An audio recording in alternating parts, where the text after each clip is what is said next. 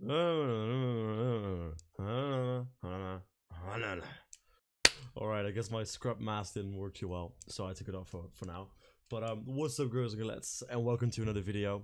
Glad you're watching. Today we're going to be looking at the different bone saws that have been introduced into the game, as well as, well, how do you do surgery? What is the best way to do surgery, and what are some good tips I can give you before we start getting into surgery? Let's get into it. Alright, here we are. Now, like I mentioned, there are 3 different sites, and each site gives a different amount of points. First off, let's look at which site is the best to use, and which sites I will advise you to use. So, I bought 200 of each surgery item. Well, actually, I have a little bit more at my storage, but with me, I have 200 of each right now, including the stitches.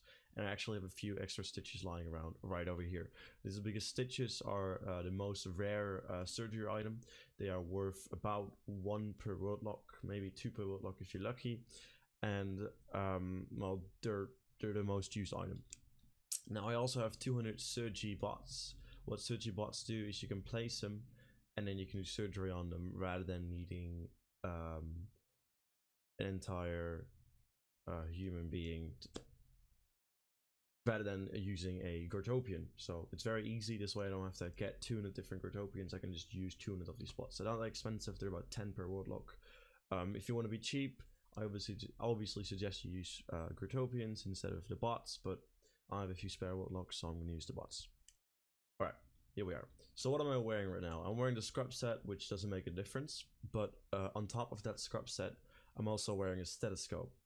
Later on, I will explain to you what the stethoscope does. It's very expensive. You don't need to use it. I'm just using it because it gives me an advantage. I'm also wearing a bone saw because the bone saws give the points. If you're not wearing the bone saw while doing surgery, you don't get the points. So let's first see how many points each bone saw gives you. I'm currently at 1,120,000 points, and let's do one surgery really quickly. Now later on I will explain to you what exactly I'm doing and how surgery works, but for now I just want to focus on the points, and then in a while I will actually explain to you how surgery works.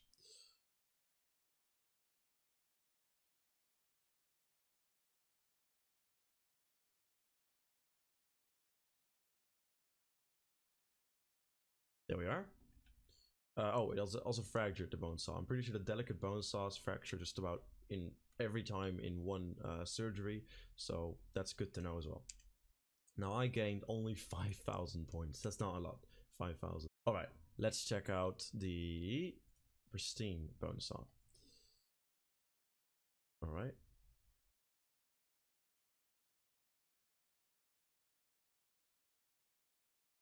We are. The pristine bone saw gives us 21,000 points, which still is not that much, but 21,000 points, let's just say, is 4 times more than the delicate bone saw. I can already say from this that the pristine bone saw is way better to use, because pristine bone saws are only like 3 to 4 word looks each, and delicates, well, like 2 or 3 per word block, but you also need to pay for the surgery itself, which is quite expensive. Each surgery costs about 1.5 word locks, so definitely I would suggest using the pristine bone saws over the delicate bone saws. Alright, we're right now at 286,000 points. Let's check out how many the exquisite bone saw gives us.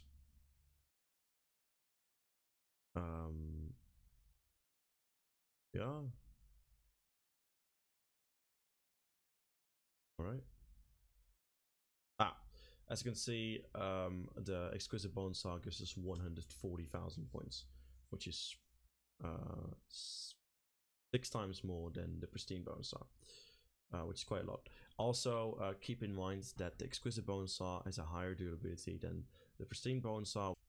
Now, from this, I can already conclude exquisite bone cells are the best. This is simply because you need to keep in mind that you also need to pay for the surgery itself. Surgeries are quite expensive. They're about 1.5 Robux each. So if you use delicates or pristine bone cells, you need to use way more bone cells and way more surgeries in order to get a high amount of points. Because rather than using one surgery with exquisite, you need to use 6 surgeries with the pristine, which is an extra how much? 9 world locks, just about, give or take. Keep also in mind it takes extra time and you need to find more people to do surgery on. So in general, I would just suggest using exquisite bone saw. They're also not too expensive, by the way. Pristine bone saws are about 3.5 world locks each. So exquisite bone saws, if you craft them, are about 35 world locks each, and if you buy them when they're already crafted, about 40 world locks each. All right, now that we have that out of the way, let me explain to you how surgery actually works. All right, here we are. We have a patient, as you can see, and there's a few things you need to keep in mind. You need to make sure you have one of every tool. Besides the antiseptic, you don't really need the antiseptic. It keeps the floor clear. And personally, I also do not use the clamps. Some people like using the clamps because it reduces blood loss. Personally, I don't use them. I don't think they're necessary. Most of the time, stitches work as well because using a stitch also reduces blood loss.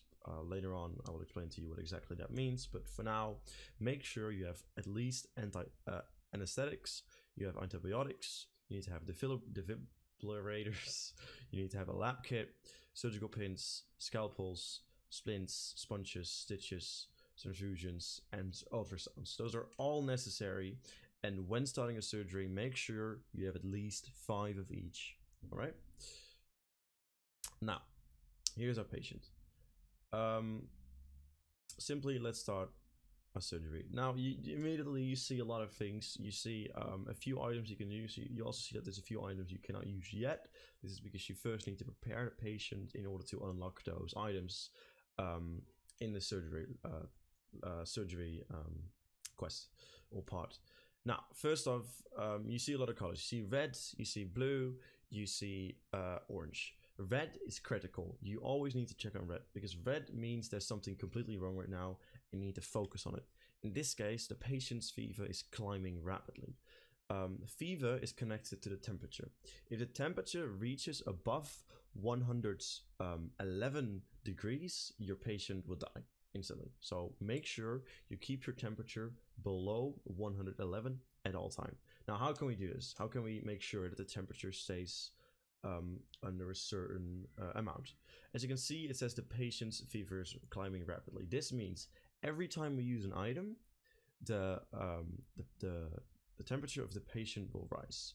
You can take all the time you want, but keep in mind every time you use an item, time will pass for the patient. So let's first off use a lab kit. What the lab kit does, you only need to use it once in the entire operation, is it prepares the sites to use antibiotics. And antibiotics reduce the temperature of the patient. So let's click on a lab kit. And now, as you can see, we unlocked the antibiotics. The patient's temperature has gone up a little bit, not too much yet, but it is climbing very rapidly. Now, if we use the antibiotics, we take away the climbing of the temperature and we also reduce the temperature. So we click on it, and as you can see, it's no longer climbing, and the temperature has also gone down. Now, the temperature, ideally, you want to get under 100, but make sure you don't get it lower than 100. So as soon as it's under 100 and it turns green, stop using antibiotics or the patient will die. Let's start off with that. As you can see, it's 100.7, and now it's 98.6. It's green, which means it's good, so I'll just leave the antibiotics. If I keep using antibiotics from this point on, your patient will die. So this is the temperature part. Make sure you keep that in mind at all time. Now, next up, the patient has not been diagnosed yet, so you don't know what to do in order to cure the patient. In order to find out what is wrong with the patient, you need to use the ultrasound. But before using the ultrasound, always make sure your patient is not losing any blood or not losing too much blood at the time, or is not rising in temperature. As we just did, we fixed the rising of the temperature. As you can see, there's no blood loss, so we can safely use the ultrasound without wasting any time. Now, patient suffers from appendicitis. I can't pronounce that word. Anyways, now you know what's wrong with the patient. almost all of the surgeries require you to cut into the patient using scalpels, and then keep cutting until you reach the problem in the body. Some problems require more cutting, and some problems require less cutting. The appendix, I believe, require 3 cuts in order to find the issue. Now, before you start cutting into a patient, make sure the pulse is high enough. The pulse cannot be red, and preferably also not orange. If the pulse is orange or red, I would always suggest to use a transfusion first. What transfusion does, it adds blood to the patient, thus increasing the pulse and getting it out of the red into the green or orange. Now, currently it's already blue, so it's fine. Before cutting into a patient, you also need to make sure it's not awake. As you can see, it's red. Always focus on the red. Red means something is wrong, and in this case, the patient is awake. So before we can start cutting into the patient, we need to use anesthetics. Anesthetics put the patient to sleep, as you can see right here. He's unconscious, meaning you can safely cut into the patient without hurting it. Now you're probably wondering, hey Neo, there's also something red right over here. The operation site is unsanitary. Don't worry about that. You don't have to worry about the sanitation of the site. It doesn't really change anything. You can fix this by using antiseptics, but just don't do that. Leave the antiseptics alone. You don't need them, and ignore the operation site. All right, now we can start cutting into the patient. We made a neat incision, which is nice. We still have not gotten the fix it button. Let's cut in it again. Still no fix it button. Let's cut again. All right, as you can see, the fix it button has appeared. This means we've approached the appendix. You have now access to the appendix, meaning we have eyes on the problem. When we click fix it, we fix the problem, so we take the disease out of the patient. After you've done that, you can start closing up the patient. So let's start with this. Fix it. Now, here's the problem. We cannot see what we're doing. The blood loss of the patient, because we cut it open, caused such a mess that we can no longer really see what we're doing. This is why we have sponges. When you click on sponge, you gain sight on the operations because you clean it up. Now, keep in mind, this also takes an extra turn. So if at that point the temperature is rising or there's a large amount of blood loss, the pulse will go down and the temperature will go up. So that's dangerous. So always make sure you don't use sponges at critical moments, but make sure the critical moments are fixed beforehand. Now, we fixed the appendix. You yanked out the appendix, which is good. So now we can start closing up the patient again. This is where the stitches come in. What stitches do is they close incisions you've made with a scalpel, or fix the patient when it's bleeding. We need to make sure that at the end of the operation, a patient has 0 incisions in the body. So at this point, we need to use the stitches. Now you can see it's becoming hard to see your work, meaning at some point we're going to have to use sponges again.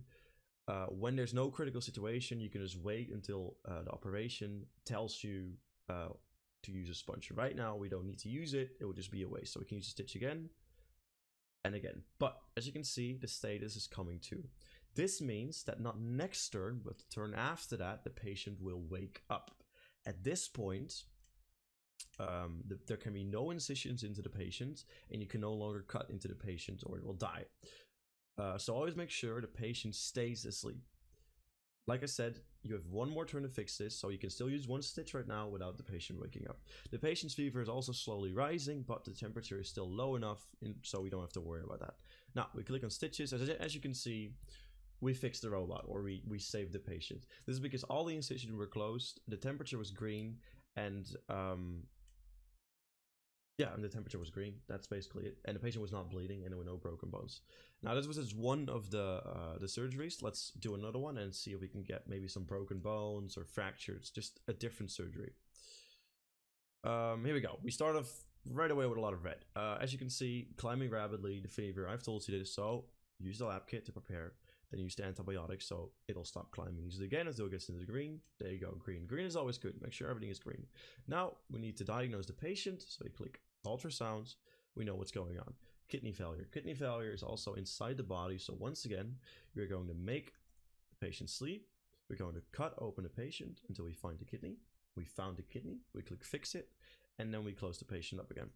And we're done. See, some are easier than others. I mean, the kidney only takes 2 cuts, while the appendix took 3 cuts. All right, let's see if we can get some broken bones. Or a different scenario. This is good. This is a different scenario. What's happening right here is the patient is already losing blood, meaning there's cuts in the patient. But it's slowly, so you don't have to worry too much about it, and the pulse is still strong. Now, it's already a bit dirty, the operation site, so you're probably wondering, what should I do? You have a bit of time before things are starting to get out of control. If you want to save on stitches, don't use the stitches yet. If you're rich enough and you have a lot of stitches, you can click on stitches to fix the blood loss. I'll do that right now since I have a lot of stitches, so I can explain it to you guys more slowly, but you don't have to do it straight away since it's only a slow blood loss. Oh, here we go. This is a good example as well. A skill fail. There's a small chance that whenever you use an item, it messes up automatically. It's simply, as you can see, a 3% chance in this case. That's just unlucky. It happens sometimes, not always. The more surgeries you do, the higher your skill level gets, and the lower the chance gets of skill fails. So if you've never done surgery, the skill fail chance is a bit higher than what I have right now. But if you do more surgeries, the chance will go down and down and down until it's about 5% or 3% as I do. Let's do it again. There you go. You bandage some injuries. As you can see, we're no longer bleeding, we're no longer losing blood, so the pulse can stay nice and strong. Next up, we need to know what is wrong with the patient, so we use our ultrasound. You swallow the world lock. Now, world lock is also inside the body, so once again, we're going to need to cut open the patient in order to fix the issue. So first off, we're going to use anesthetics, then we're going to cut open the patient. Twice, I believe. Yes, we found the world lock, so now we can fix it. Take the world lock out. Sadly, you don't get to keep the world lock. And then we sponge because we can no longer see the operation site, and then we close up the patient. Now, as you can see, the temperature is not in the green. It's currently in the blue, meaning we can only stop the operation as soon as we fix the temperature. It needs to be in the green. So we use our lab kit, we use antibiotics, and there you go. We fixed our patient. Now, I'm going to skip ahead a little bit because we've had some of these scenarios already until we get a special scenario ones we haven't had yet. So, I'll see you guys in a bit. Alright, here we are. I already put the patient to sleep, but in this scenario, we have a broken leg. I already used the, what's it called? the thing that makes you know what's wrong with the patient. The ultrasound, that's it. I already used the ultrasound. So we already know what's going on. The patient broke his leg. Now, leg breaking, there's two different kinds of broken bones. There's two types of issues with bones. There are broken bones and there are shattered bones. Broken bones can easily be fixed by using a splint. Shattered bones are a bit differently. Now, in order to fix a shattered bone, you first need to make one incision into your patient. As you can see, we can now use the pins. What pins do is they grab shattered bones and they put them together and turn them into a broken bone. So we click on pins. Now, as you can see, the patient has woken up. This is an issue. So you immediately, as soon as a patient wakes up and you have incisions in the patient, use anesthetics. If you do not do this, you lose instantly. So, anesthetics. And now, we're a little bit unlucky because the patient's heart has stopped as well. What you need to do when a patient's heart stops is to use the defibrillator. But right now, we need to use a sponge because it's dirty. Luckily, you have 2 turns to use the defibrillator, so you can take 1 turn to use a sponge, and then next turn we can still use the defibrillator. As you can see, we used the sponge, and now we can use the defibrillator. There you go. See? Back to status unconscious. Patient is fine. Heart is working again. Good. Alright, back to the scenario we were just in. As you can see, we use the pins, and the shattered bone is now turned into a broken bone, meaning we can stitch the patient back up, so get rid of the incision. There you go. The blood loss has stopped. We have slowly rising fever, but that's fine because the temperature is still green. And now we need to fix the broken bones. Fixing broken bones is very easy. You just click splints. Oh, scale fell. That's fine. You click splints and you fix the broken bone. And you click splint again and you fix another broken bone. Now, important thing is as well, if there are no incisions, the patient can be awake and you can just fix broken bones while the patient is awake. So the patient only needs to sleep when there are incisions. Now, as you can see, the temperature is back into the blue, so we need to use our lab kit and use an antibiotic. And there you go. We fixed our patient. Now, this is interesting because we got an autoclave. So let me quickly show you what an autoclave is. Here we are. So I already had a few autoclaves, but that's fine. An autoclave is a very nice item. You wrench it, and then you select an item, and then you can trade in 20 of those items for 1 of each. Now, for example, the antiseptic, you don't use antiseptic like I told you. So what you can very easily do is just trade in 20 antiseptic and get 1 of each surgery tool. So sadly my backpack is full right now, that's fine, but it's very helpful. So if you ever need more tools of a certain kind, especially stitches, just trade in the old antiseptics, which you're definitely not going to use.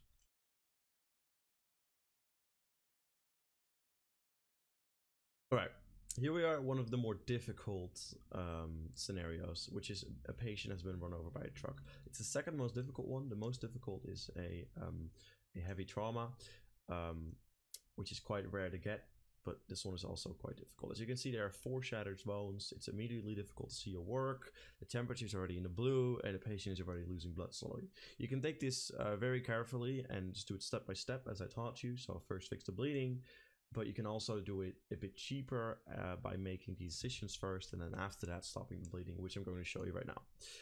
So as you can see, the blood is being lost slowly, so you can take a little bit of time before actually using stitches. So that means you can first use the scalpel to fix the shattered bones. So let's do that first. There we go. Now all our shattered bones have turned into broken bones, but the pulse is weak because we've been losing blood, and the patient is coming to. So what I usually do is use 1 stitch right now to stop the bleeding, and then fix the bones first. So now we can fix the bones, but the fever is rising, so let's quickly use 1 antibiotic to fix the rising temperature. We're going to fix the bones.